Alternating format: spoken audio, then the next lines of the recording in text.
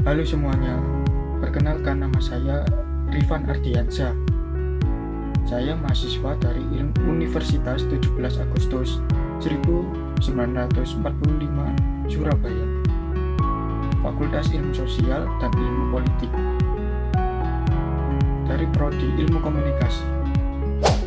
Oke, di sini saya mulai untuk mempresentasikan hasil pengerjaan tugas dari EAS Komunikasi Pembangunan kelas D dengan judul Pemberdayaan Komunitas Penjual Tambak Udang di Desa Tambak Oso, Strategi dan Dampaknya.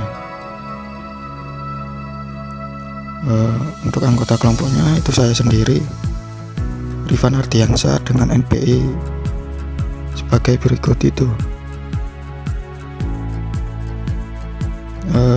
Pertama-tama kita lihat untuk letak geografis Tambak Oso sendiri. Tambak Oso adalah sebuah kelurahan di Kecamatan Waru, Kabupaten Sidoarjo, Jawa Timur. Secara geografis, Tambak Oso terletak di sebelah utara kota Surabaya dan berbatasan langsung dengan Sungai Porong.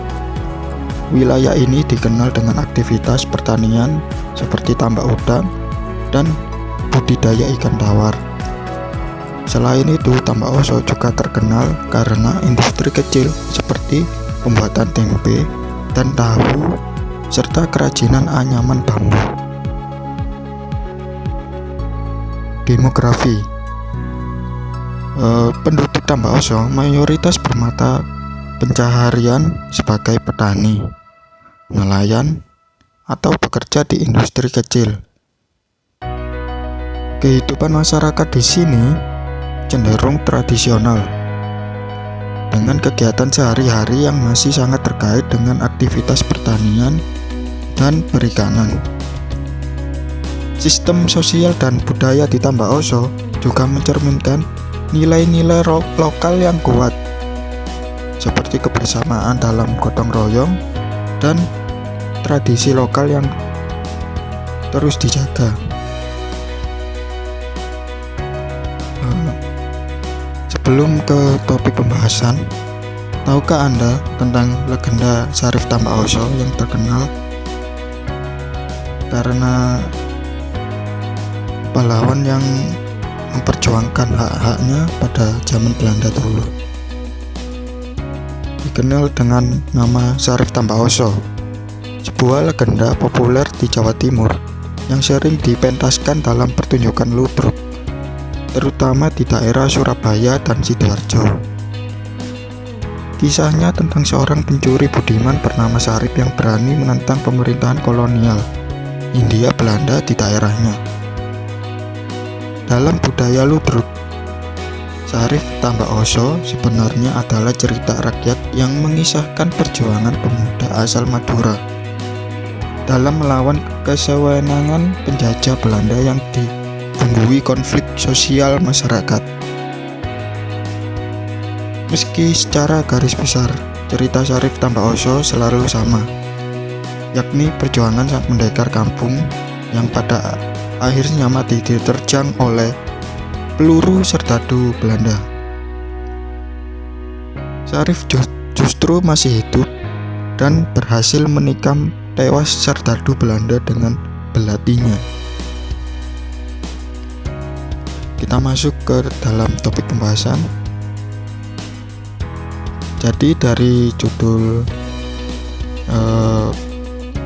pemberdayaan dari komunitas penjual hasil tambak udang di daerah Tambak Oso, itu menggambarkan sebuah inisiatif untuk memperkuat ekonomi dan sosial komunitas penjual tambak udang di desa Tambak Oso.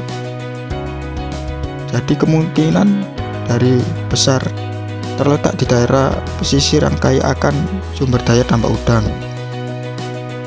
menjadi pusat kegiatan ekonomi masyarakat setempat.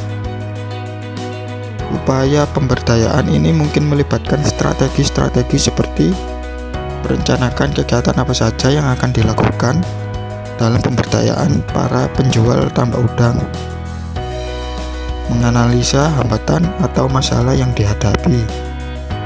Dan yang terakhir, untuk solusi dari hambatan yang dikeluhkan oleh masyarakat di Desa Tambak-Oso.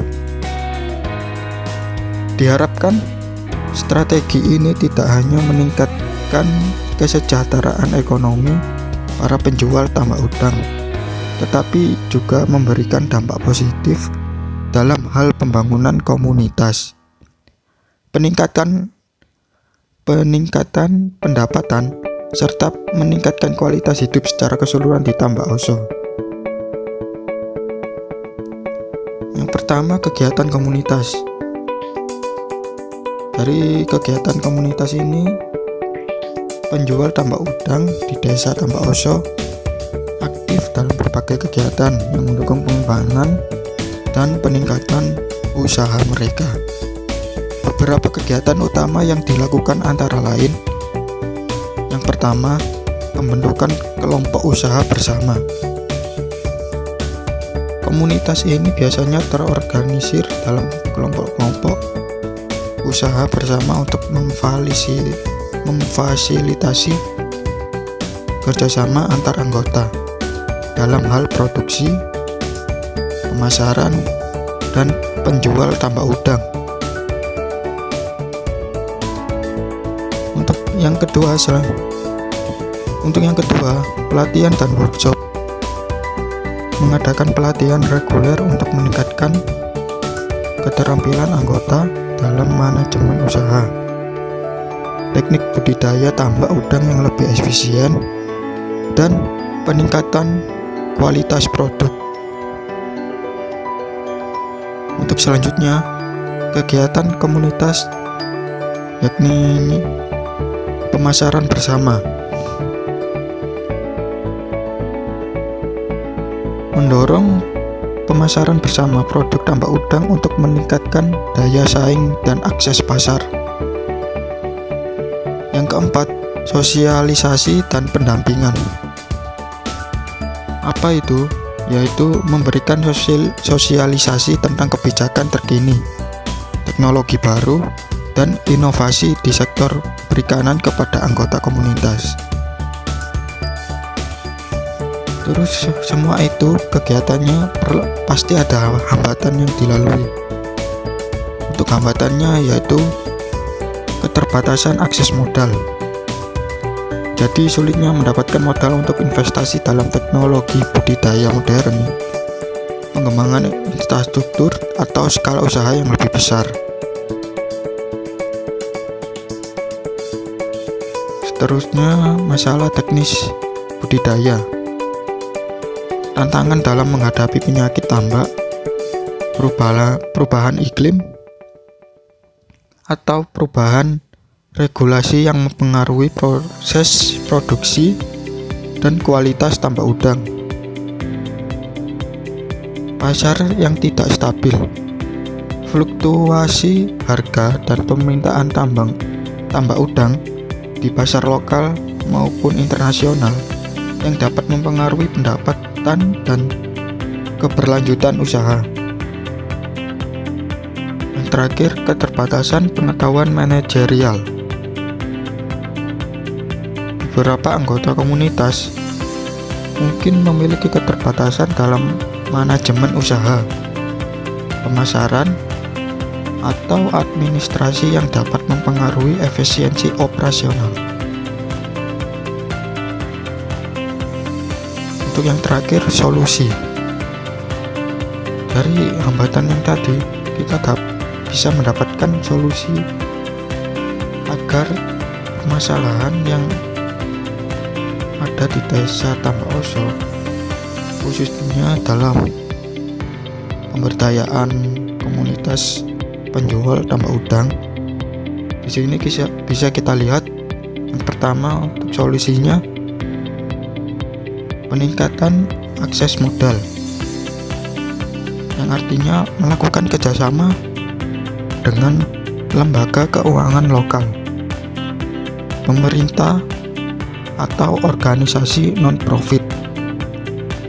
Tujuannya untuk mendapatkan akses kepada pinjaman modal usaha dengan bunga yang tetap terjangkau. Yang kedua, adopsi teknologi dan inovasi. Untuk penjelasannya, mendorong anggota komunitas untuk mengadopsi teknologi baru dalam budidaya tambak udang yang lebih efisien dan ramah lingkungan, serta mengorganisir pelatihan rutin untuk meningkatkan keterampilan teknis mereka. Yang ketiga, diversifikasi pasar, yakni mengembangkan strategi pemasaran yang lebih baik dan diversifikasi produk untuk mengurangi risiko dari fluktuasi harga dan permintaan di pasar. Yang terakhir, peningkatan kapasitas manajerial, yakni mengadakan pelatihan manajerial dan konsultasi untuk anggota komunitas agar dapat mengelola usaha mereka secara lebih efektif dan efisien. Itu saja. Terima kasih. Terima kasih sudah menonton video saya. Mohon maaf jika ada salah perkataan atau hal yang tidak menyenangkan. Salam hangat, salam budaya. Wassalamualaikum warahmatullahi wabarakatuh.